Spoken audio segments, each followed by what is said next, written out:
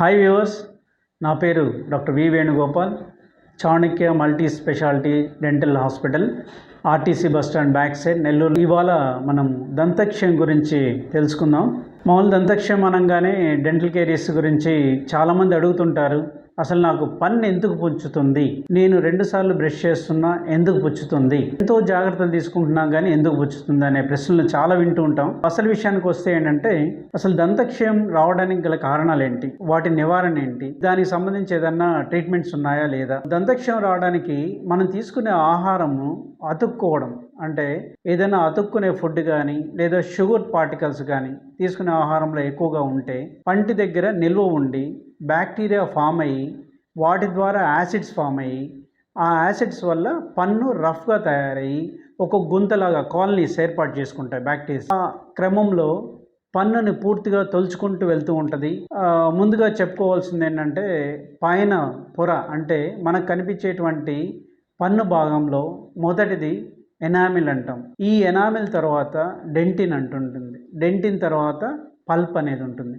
Enamel ఎంత strong ఉంటుందంటే మనం తీసుకునే ఆహారం బాగా నమిలి తిని కడుపులోకి పంపించుకోవడానికి ఉపయోగపడుతుంది. అలాంటి ఎనామిల్ని తొలిచేస్తూ ఉంటుంది బ్యాక్టీరియా. అది క్లాస్ 1 క్యావిటీ అంటాము. అలా తర్వాత పంటికి మధ్య వచ్చేటువంటి డికే అంటే దంతక్షయాన్ని క్లాస్ 2 అంటాము. ఆ తర్వాత పంటికి మధ్యలో ముందు పళ్ళకి మధ్యలో వచ్చేదాన్ని క్లాస్ 3 అంటాము.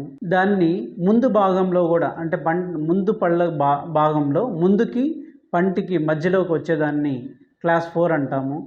ఆ తర్వాత మన మార్జిన్స్ చిగుళ్ళకి పంటికి భాగంలో ఏర్పడేటువంటి దంతక్షయాన్ని క్లాస్ 5 అంటాము. ఆ తర్వాత పళ్ళు పూర్తిగా అరిగిపోయి వాటి ద్వారా వచ్చేటువంటి దంతక్షయాన్ని మనం క్లాస్ 6 అంటాము. ఇట్లా క్లాసిఫై చేస్తున్నాము. దీన్ని అరికట్టడానికి ఏంటి, ఎలా అరికట్టచ్చు అంటే, అంతకంటే ఎక్కువ డ్యామేజ్ కాకుండా పన్నుని అరికట్టడానికి చాలా రకాల సిమెంట్స్ అంటాం వీటిని, పంటి భాగంలో పెట్టేటివి. ఆ తర్వాత ఇన్లేస్ అండ్ ఆన్లేస్ అంటాము. మనం వాడే సిమెంట్స్లో ఫస్ట్ది ఒకటి కొద్దిగా స్ట్రాంగ్గా ఉండేది, దవడపళ్ళలో బాగా ఫీజిబిలిటీగా మంచిగా ఉండేది ఒకటి అమాల్గం ఒకటి. తర్వాత అలా కాదు, పంటి కలరే కావాలి అంటే మాత్రం దానికి సంబంధించి గ్లాస్ ఐనోమర్ సిమెంట్స్ ఉన్నాయి. ఆ తర్వాత క్యూర్ సిమెంట్స్ ఉన్నాయి. ఇలా మనకి పంటికి సేమ్ కలరు అంటే షేడ్ వచ్చేటట్టుగా సిమెంట్స్ పెట్టుకోవచ్చు. నాన్ కాస్మెటిక్ అంటే కాస్మెటిక్ అవసరం లేదండి, తినేదానికి బాగుంటే చాలు అనుకుంటే అమాల్గం ఫిల్లింగ్స్ కూడా పెట్టుకోవచ్చు. ఈ గ్లాస్ ఐనోమర్ సిమెంట్స్ ఏంటంటే వాటిల్లో కొద్దిగా కాల్షియం ఫ్లోరైడ్, దానికి సంబంధించి ఫ్లోరైడ్ సిమెంట్స్ కాబట్టి అంతకంటే ఎక్కువగా పుచ్చకుండా కొంతవరకు ప్రొటెక్ట్ చేస్తుంది. కానీ సిమెంట్ అనేది పర్మనెంట్ అనేది మనం అనుకుంటాం, కానీ అది పర్మనెంట్ అని చెప్పకూడదు. ఎందుకంటే పర్మనెంట్ ఫిల్లింగే అది, కానీ అది ఎంతవరకు మనకి పనిచేస్తుంది, ఎంతవరకు మనం జాగ్రత్తలు తీసుకుంటే ఎక్కువ కాలం ఉంటుంది అనే దాన్ని బేస్ అవుతుంది. మనం సిమెంట్ పెట్టిన తర్వాత పట్టించుకోకపోతే మళ్ళీ డికే అనేది మార్జినల్ లీకేజ్ ద్వారా డికే అనేది వస్తుంది. అలా కాకుండా రెగ్యులర్గా 2 పూట్ల బ్రష్ చేయడము, ఆ తిన్న ఆహారం తర్వాత మళ్ళీ బాగా పుక్లిచ్చేయడము, ఇలా చేయడం వల్ల మనకి ఎక్కువ కాలం మన్నేదానికి ఆస్కారం ఉంటుంది. తర్వాత ఎనామిల్ నుండి డెంటిన్కి వచ్చినప్పుడు కొద్దిగా సున్నితంగా ఉంటుంది, అప్పుడు కూడా మనం సిమెంట్స్ పెట్టుకోవచ్చు. దాని తర్వాత అతి సున్నితమైంది రక్తనాళాలు, నరాలు ఉండే ఏరియా, ఆ ఏరియాని పల్ప్ అంటాము. దాన్ని అంత దూరం వచ్చినప్పుడు మనము రూట్ కెనాల్ ట్రీట్మెంట్ అనేది చేసుకుంటాము. ఇలా రూట్ కెనాల్ ట్రీట్మెంట్ ఉంటుంది. దాన్ని సిట్టింగ్ వైజ్ చేసుకుంటాము.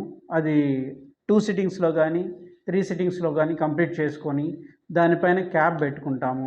ఇలా కాకుండా అది రూట్ ఇన్వాల్వ్ కాకుండా డెంటిల్లోనే ఎక్కువ శాతం డెస్ట్రాయ్ అంటే వాటిని పంటి లోపల పెట్టేటివి ఇన్లేస్ అంటాము. పన్ను ఉపరితలం మొత్తం ఎక్కువ కస్పులన్నీ యాడ్ అయ్యేదాన్ని ఆన్లేస్ అంటాము.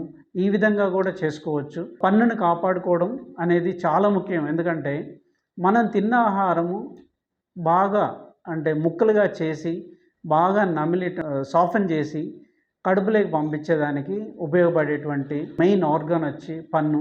దాన్ని కాపాడుకోవాల్సిన ఆవశ్యకత ఎంతైనా ఉంది.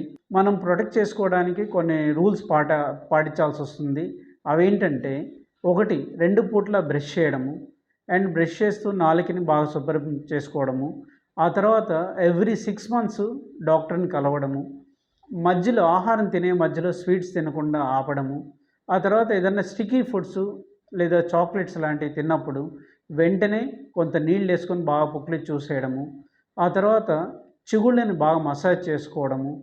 ఆహారం ఇరుక్కోనీయకుండా మనం ఫ్లాస్ చేయడము. ఏదైనా పొరపాటున ఇరుక్కున్నా గానీ డెంటల్ ఫ్లాస్ ఉంటుంది. దాంతో నీట్‌గా పంటికి పంటికి మధ్య క్లీన్ చేసుకోవడము.